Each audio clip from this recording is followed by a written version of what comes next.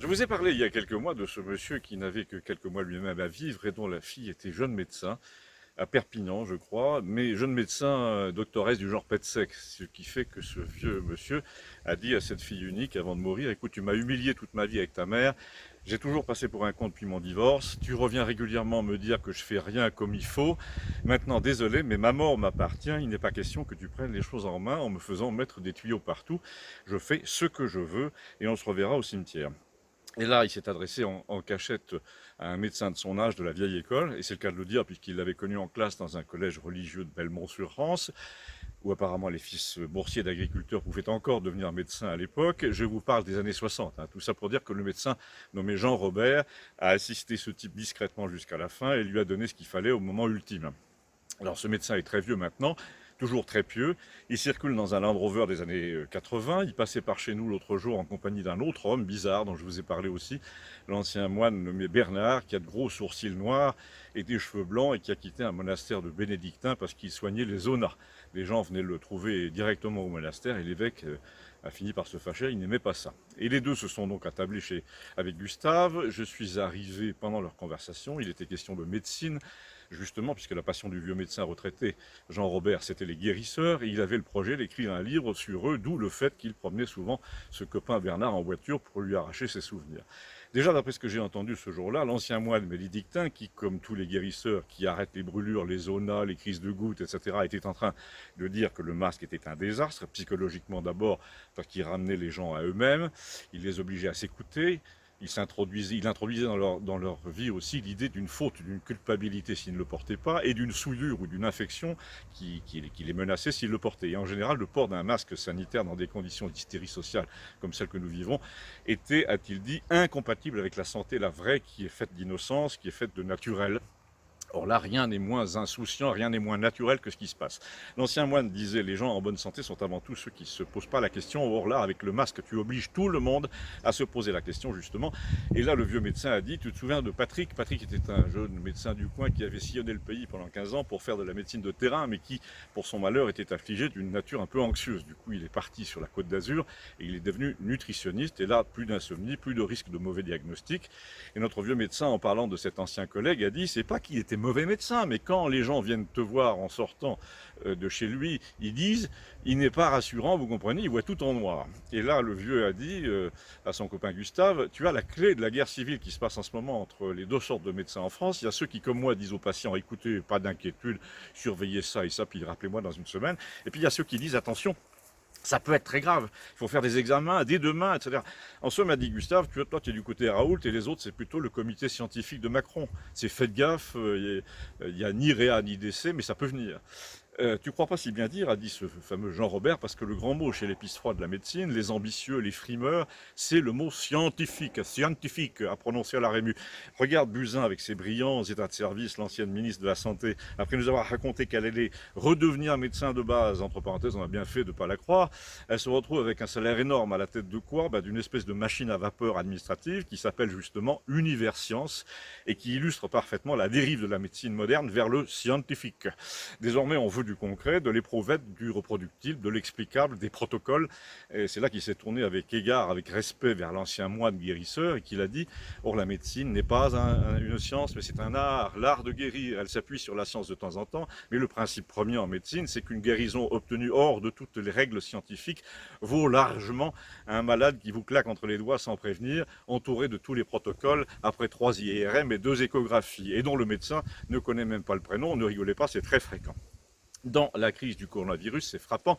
Tu as ce fameux comité scientifique, des types qui sont là pour faire un topo au président sur ce que dit la science, sur les dernières conclusions des équipes chinoises ou canadiennes, mais ils sont incapables de lui raconter ce que disent les patients eux-mêmes au fond du couloir de l'hôpital, parce qu'ils ne les écoutent pas et que généralement, quand ils font la visite dans leur service, c'est un interne qui leur fournit les détails à propos du malade, un peu comme lorsqu'un ministre visite son administration et qu'il ignore absolument qui fait quoi. Je ne sais pas si tu as déjà vu un chef de service dans un grand hôpital parisien. Déjà, tu aurais du bol de le trouver dans le couloir parce qu'il passe la moitié du temps sur TF1. Mais le type te parle de double aveugle, de revues scientifiques à comité de lecture, de collègues et d'agences nationales de santé. Mais il ne te parle jamais de la vie des gens, la vraie vie.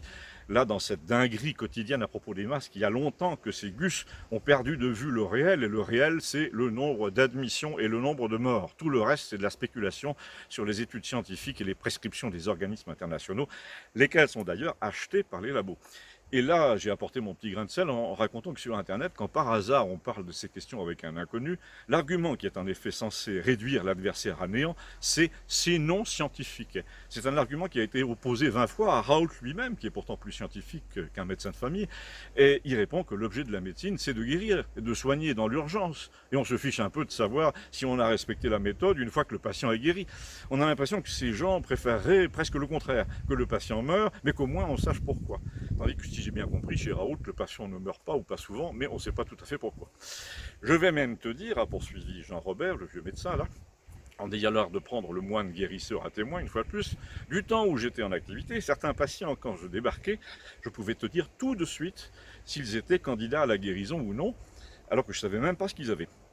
Il y a des patients, ceux qui généralement sont les plus demandeurs de scanner d'ailleurs, qui sont en pleine spirale d'autodestruction. Ils flirtent avec la maladie. Et là, toute la science ne peut rien pour eux. Et il y en a d'autres qui te demandent visiblement à toi, médecin, des raisons de lutter. Donc c'est de la psychologie. Donc c'est pas en leur disant la psychologie, désolé mais c'est pas mon fort, que tu vas les guérir. Hier à Renchéry Gustave, je me souviens exactement, parce que la phrase m'a choqué, le chef des urgences de l'hôpital Avicenne à Bobigny a dit sur une télé du câble, en tant que scientifique, etc. Mais mon gars, a-t-il dit comme chef des urgences, t'es pas scientifique, t'es docteur, médecin, t'es tout bib, t'es là pour rassurer les gens, pour les écouter, les ausculter, comprendre avant de réparer, mais pas pour réclamer que le gouvernement et la nation obéissent à des protocoles savants. Tu as entièrement raison, a dit Robert, le vieux médecin là, ils essayent sans arrêt de hisser au niveau scientifique des choses qui sont avant tout des choses politiques, qui se retranchent derrière une nécessité théorique pour t'imposer des mesures qui sont en fait des petites combines décidées entre eux, éviter les manifestations des gilets jaunes, limiter les regroupements, ce que tu dis du masque en plein air comme moyen de soumission et qui rejoint ce que dit Bernard est tout à fait vrai. Il y a là une nécessité fictive qui ne repose sur aucune preuve réelle, mais sur l'avis de 3 ou 4 experts, recrutés d'ailleurs on ne sait pas comment, dont la compétence n'est même pas prouvée non plus, mais cette nécessité fictive a de très grandes conséquences sur la vie sociale, sur la vie intime de chacun. Elle rend malade les esprits et les corps. Porter le masque en plein air, c'est un peu comme si tu disais aux hommes de porter un préservatif quand ils se promènent dans la rue.